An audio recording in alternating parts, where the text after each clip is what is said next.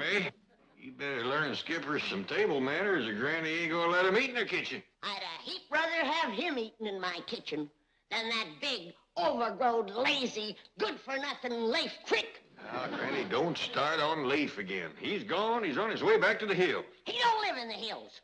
He lives in the gully. And it's his kind that gives the hill people a bad name. He's on his way back to the gully and his daughter with him. Now, let's forget him. Granny, don't get yourself all angered up. Who's angered up? You are, because that Lafe Crick tried to get you to marry his daughter. Ain't that right? Shucks, no. They's both going back home. I'm the only one that has the gumption to hold a grudge. It's a sorry thing when a poor old stove-up, wore-out, gray-haired old granny has to do all the grudge holding in the family. Well, leave go of it, Granny. Lafe is gone, and you can't start a fire without you got two sticks to rub together. You calling me a stick? Don't start in on me. Here. Have some of this scalding hot coffee. It'll cool you down.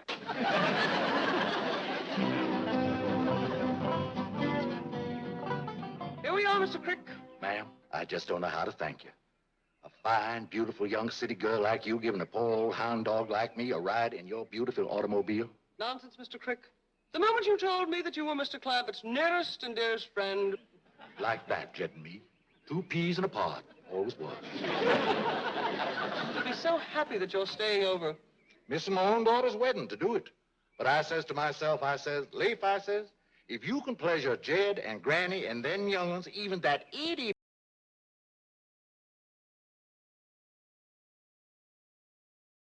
Mr. Clampett, always thinking of others. Like that, Jed and me. Two birds and a mule's tail. Always was. I wish I could stay and see this joyous reunion between two old friends, but I must be getting back to the bank. Yeah. You take good care of old Jed's money, you hear? You keep a tight hold on it now. Don't you worry, it's safe. That's comforting to know. It's comforting to know that Mr. Clampett has friends like you. I hope you can stay for a while. I'm going to try my best. You got my word.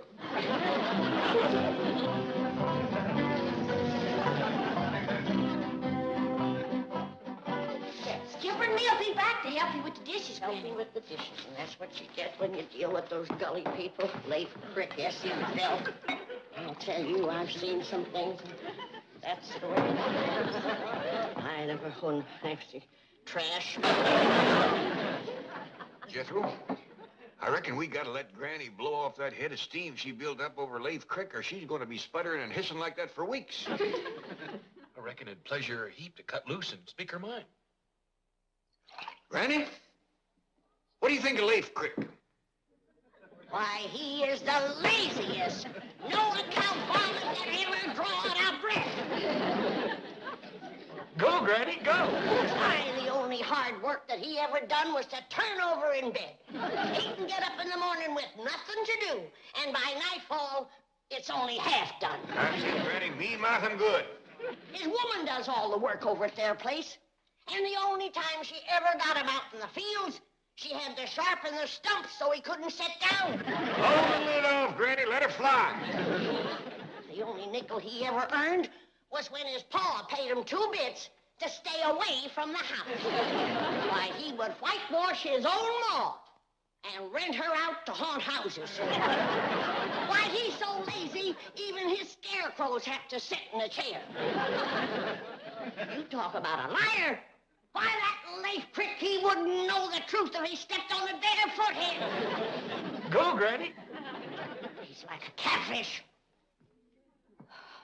All mouth, no brains. He's got whiskers like a catfish. Shifty-eyed, big feet. I don't want to talk about him no more. That's good, Granny. Them last two wasn't much anyway. I bet you feel a heap better, don't you? I feel wonderful. And I'm going to cook up a mess of the finest victuals that this family ever clamped their jaws on.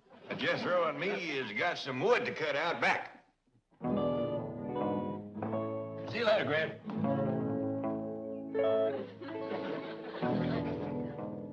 What you got there, Skipper? Mr. Crick.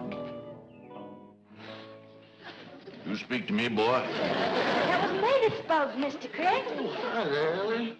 I get to my feet, honey, only I'm so tired from walking all the way up here. I thought you went back home for Isabel's wedding.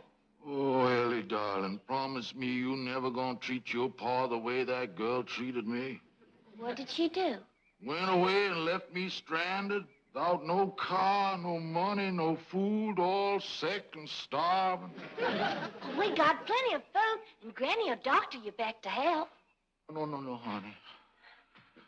I don't want to burden nobody, but I would like to see your pa's face just one more time before I pass on to my reward. Now, maybe if you was to help me, I could get to my feet and make my way to the table. I mean, to wherever your pa is. Well, he's in the kitchen. Good.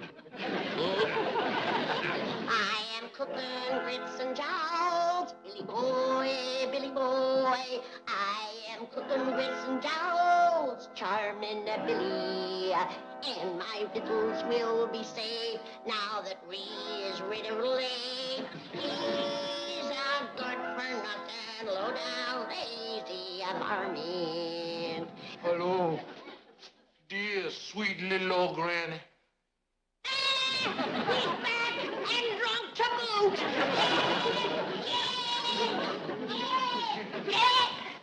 What's the matter, Granny? It's Lafe Crick. That good-for-nothing, low-down, lazy, victual-stealing, liquor-drinking, gully jumper. Granny, I thought you'd blow it off all that steam. I did, but he's back and I'm commencing to boil again. Lafe is back? Yes, but not for long. Give me that axe. Okay.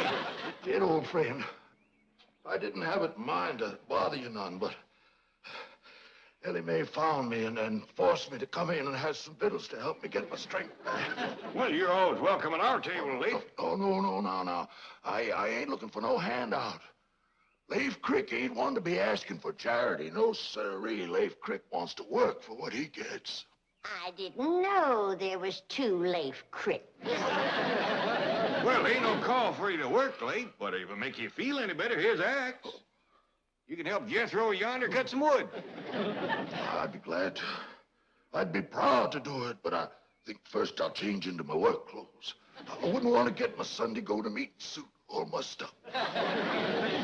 Give me that axe. Now, Granny, you leave Lafe be. I ain't after him, but if you're sending him out there to work, I'm going out there first and sharpen them stumps.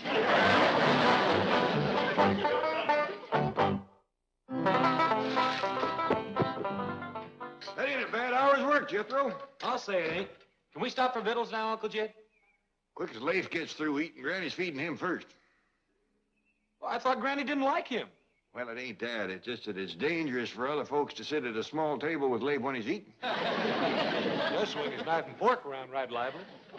Like a snare drummer at a Possum Day parade.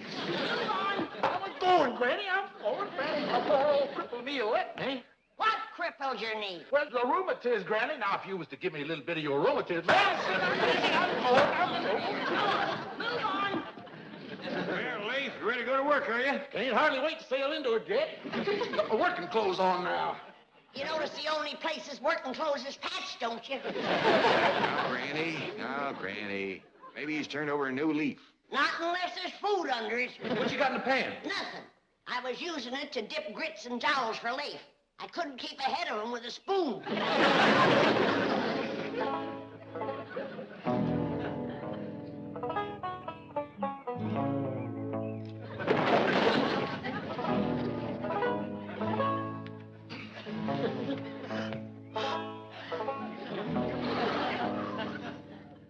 I can't believe it.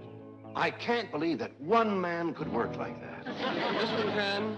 He's another Jed Clampett.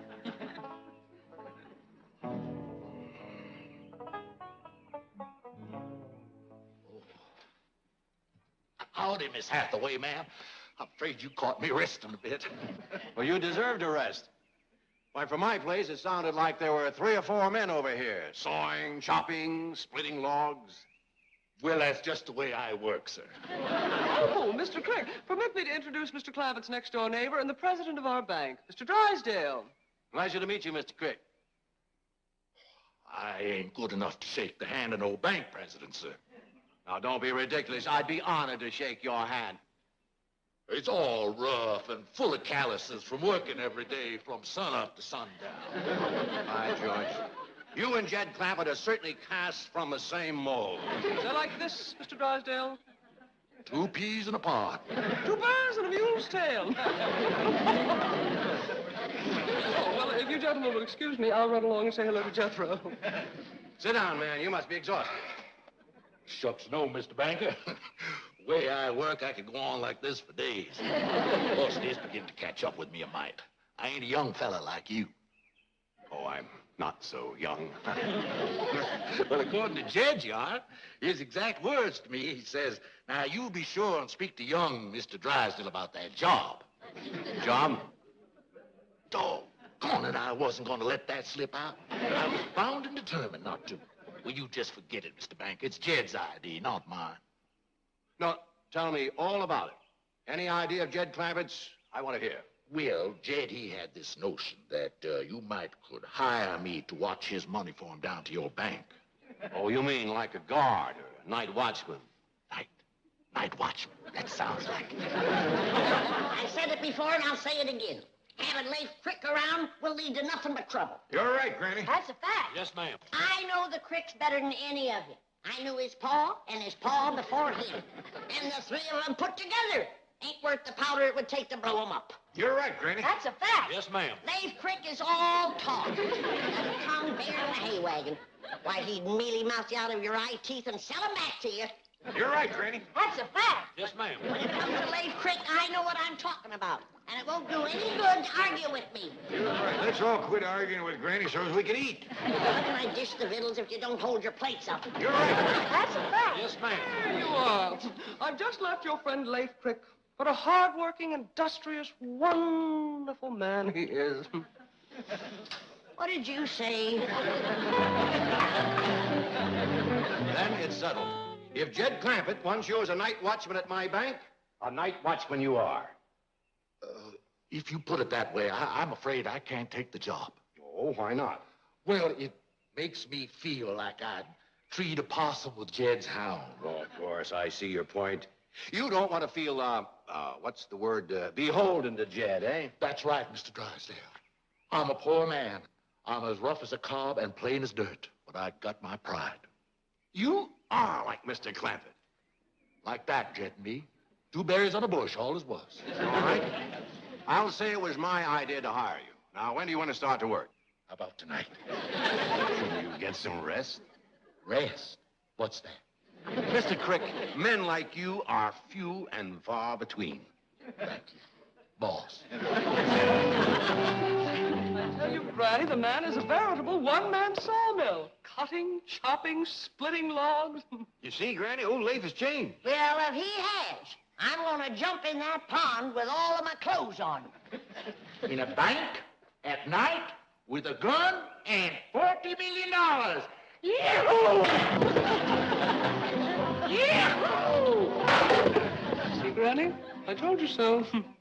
Yahoo! My dog and Granny, she was right. Granny.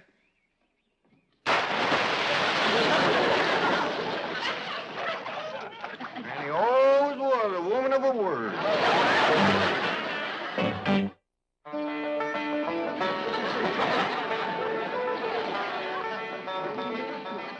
I fished your shoes out of the pond, Granny. I'll set them in the oven and let them dry out. Much obliged. Shoot. Bless you.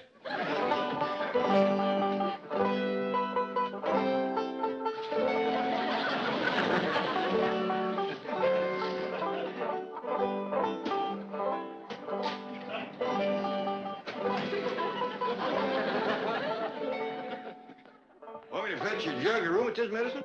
Oh, never mind. I can't believe it.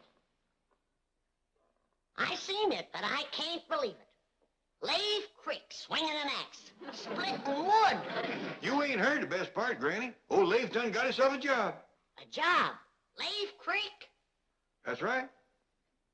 I've changed my mind. Fetch my jug.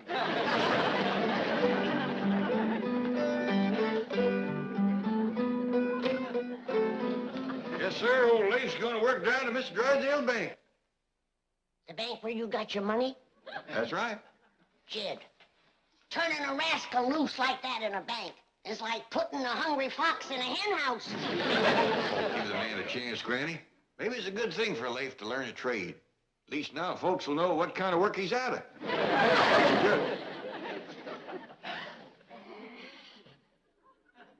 Want me to fetch your drink, Ethel? No. This calls for a cool head and warm feet. All ready to go, Mr. Crick. I sure do appreciate you carrying me to the bank, boy. Glad to do it. If I stayed here, I'd have to dig a hole under the alum tree for Granny. And that there's hard work. I mean, W-O-R-K. Granny told me never to say that word around you. Gets you to cussing. Jethro, you shouldn't do work like digging a hole. Fine, handsome boy like you. Shucks, it's no harder than cutting wood or plowing or clearing stumps. You ought to get yourself married, son. Then you wouldn't have to do woman's work. Yeah.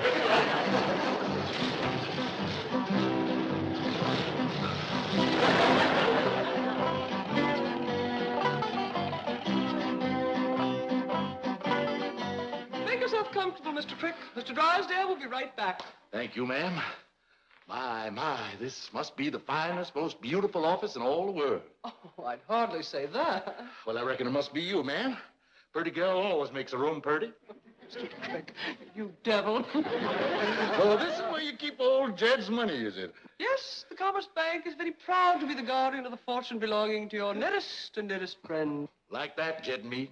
2 drips of dew, all as was. Well, make yourself at home. I'll just have a few words with Jethro. A fine boy, Jethro. Looking for a wife. You and him would make a mighty handsome couple.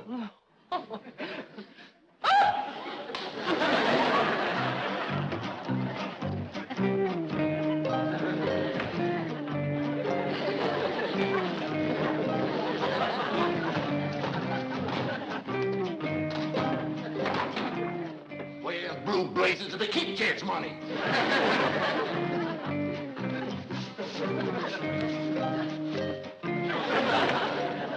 Good to see you, Jethro.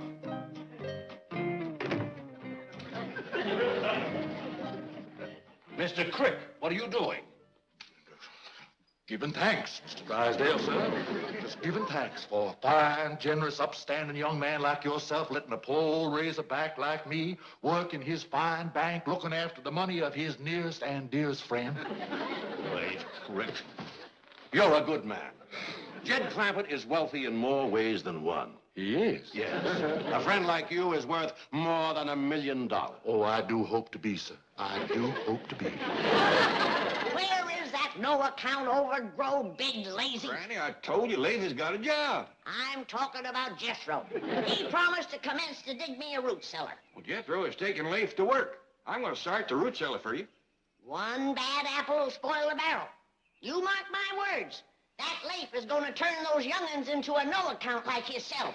Granny, Skipper and me's ready to help dig your root cellar. Ain't we, Skipper? Come on, Skip, let's go. Don't look like them two are spoiled, man. Give him time. Lafe ain't going to be around to do much spoiling. I bet you Mr. Drysdale's got him working to beat the band right now.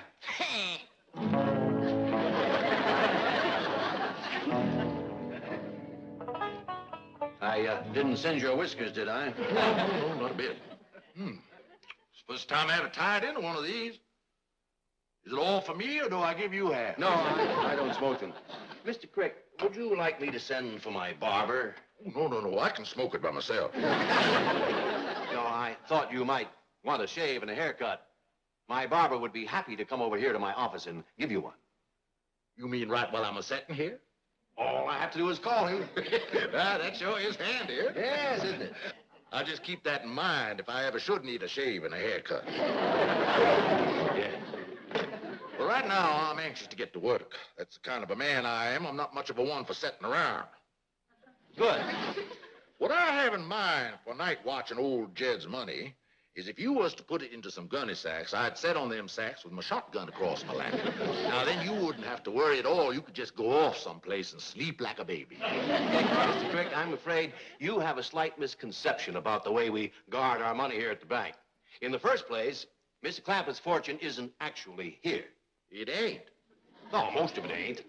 Isn't. And the money we do keep here is locked in a massive steel vault which cannot possibly be opened at night. That kind of worries me, old Jed and me being like that. Well, you can stop worrying. And Mr. Clampett knows his money is perfectly safe, and he knows he can get all he wants anytime he wants it. And is all that, huh? He doesn't even have to leave his house. Well, my, that is handy. Oh, my, look at all that daylight out there. Why, I've got time to chop old Jed another cord of wood or two before sundown. You, sir, are the hardest working man I have ever seen. Habit of a lifetime, sir. Jethro, you out there? Oh, I'm sorry, Mr. Crick. Jethro thought you were staying here. He's gone home. Oh, well, it's only 5 or 6 miles to old Jed's place. I guess I'll just run it. Good for my rheumatiz. Oh, Mr. Crick, wait just a minute. Chief, may I drive him home? Of course. Fantastic man. A human dynamo.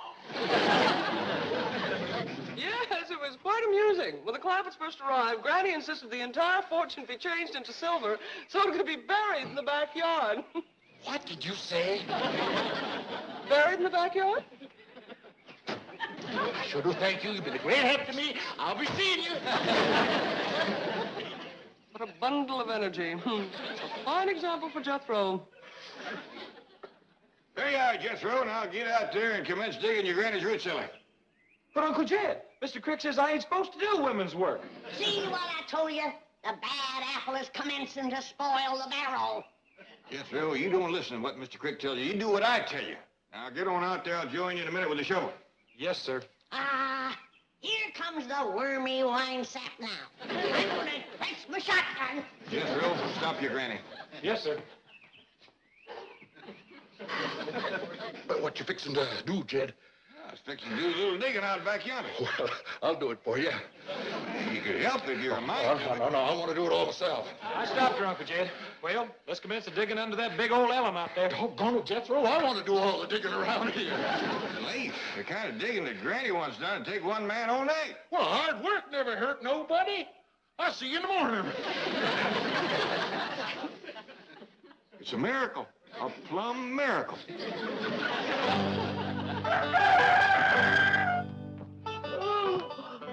I said it last night, and I'll say it again this morning.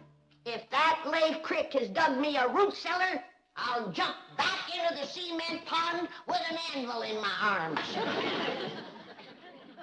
I wouldn't say too much, Granny. Leif's been right full of surprises lately. He's nothing but...